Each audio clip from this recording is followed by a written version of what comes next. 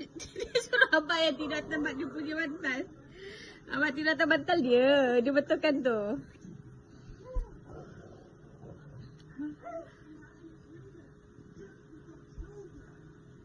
Tak bunyi pun. Abang tak bunyi pun.